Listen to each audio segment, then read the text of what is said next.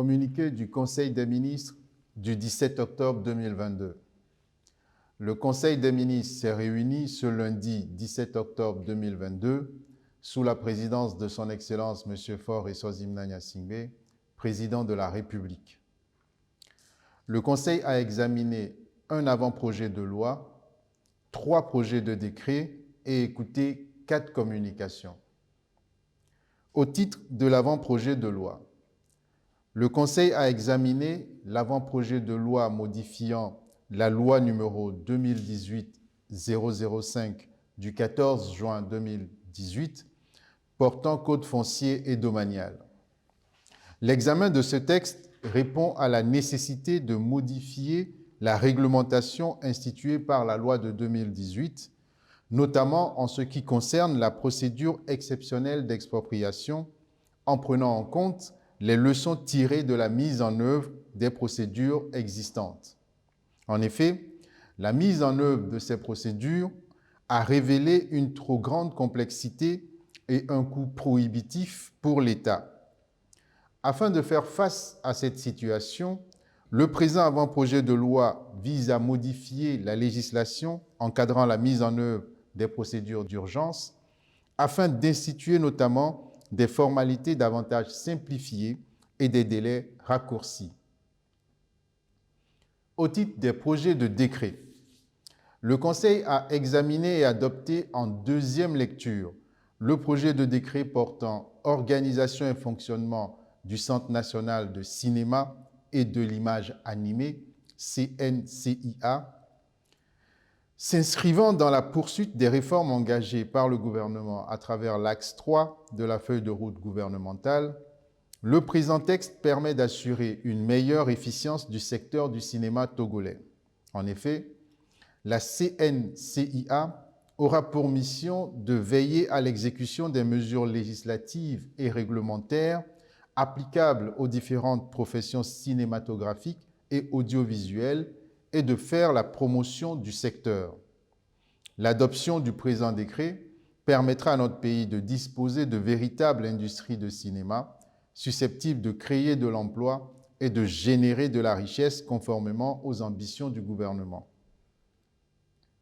Le Conseil a examiné et adopté en deuxième lecture le projet de décret portant définition, classification et délimitation des largeurs des emprises des routes en République togolaise. Ce décret permet de disposer d'un cadre légal et réglementaire adapté au contexte actuel d'exécution des projets d'infrastructure nationale et d'assurer une meilleure gestion du domaine public. Son adoption ouvrira la voie, d'une part, à la prise de dispositions pratiques pour sécuriser ces espaces publics en vue de faciliter les aménagements futurs. Il permettra d'autre part de réduire considérablement les conflits liés aux occupations anarchiques des emprises des voies publiques. Le Conseil a examiné et adopté un projet de décret portant attribution, organisation et fonctionnement de l'Agence nationale de formation des collectivités territoriales, ANFCT.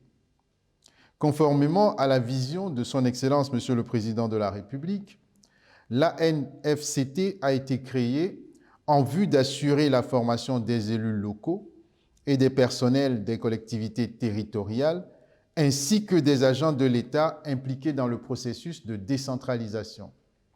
Le présent projet a pour objet d'en préciser les attributions, l'organisation et le fonctionnement afin de lancer son opérationnalisation.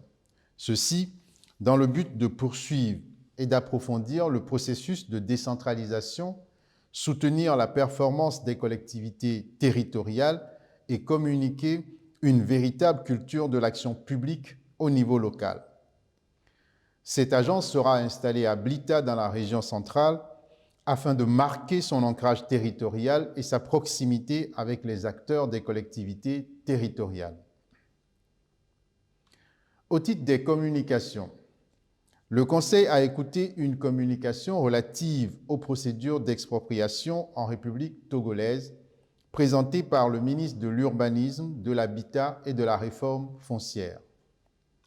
Face à la nécessité d'accélérer la mise en œuvre des projets nationaux structurants à travers la mise à disposition au prime abord du foncier, deux actions sont envisagées, notamment une révision des procédures régissant l'expropriation et une poursuite des actions engagées pour définir des réserves foncières spéciales au profit de l'État.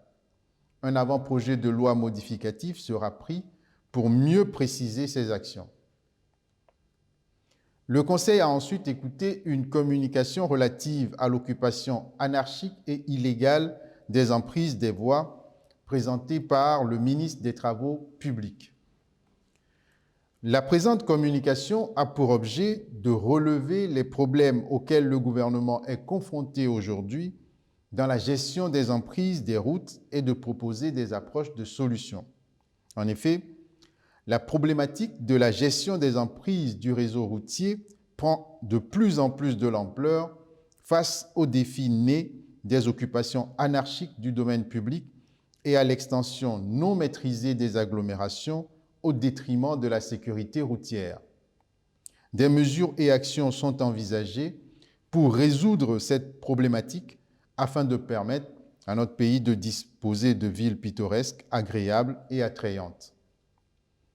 Le Conseil a ensuite écouté une communication relative aux critères de répartition des dotations du Fonds d'appui aux collectivités territoriales et à la situation des réalisations des dotations précédentes présentée par le ministre d'État, ministre de l'Administration territoriale, de la décentralisation et du développement des territoires. Cette communication a présenté au Conseil les critères de répartition de la dotation du Fonds d'appui aux collectivités territoriales pour l'exercice budgétaire 2023. Ces critères tiennent compte de l'indice de pauvreté, de la superficie et du nombre d'habitants. Ainsi, les communes les moins nanties bénéficieront d'une dotation plus importante que les autres communes. Par ailleurs, cette communication a permis de faire le point des appuis financiers apportés aux collectivités territoriales depuis 3 ans. Ainsi, il est constaté qu'à ce jour, un total de près de 15 milliards de francs CFA a été mis à la disposition des collectivités au titre du FACT. Ces dotations ont permis de réaliser des ouvrages sociaux collectifs, même s'il est relevé que des défis demeurent pour une optimisation de l'utilisation de ces ressources.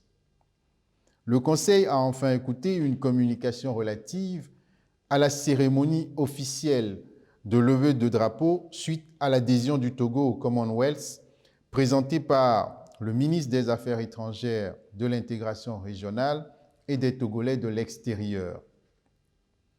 Dans la pratique du Commonwealth, consécutivement à l'adhésion de nouveaux membres, une cérémonie officielle de leur entrée, caractérisée par la levée officielle du drapeau du nouvel entrant, est organisée au siège ci à Marlborough House le 20 octobre 2022.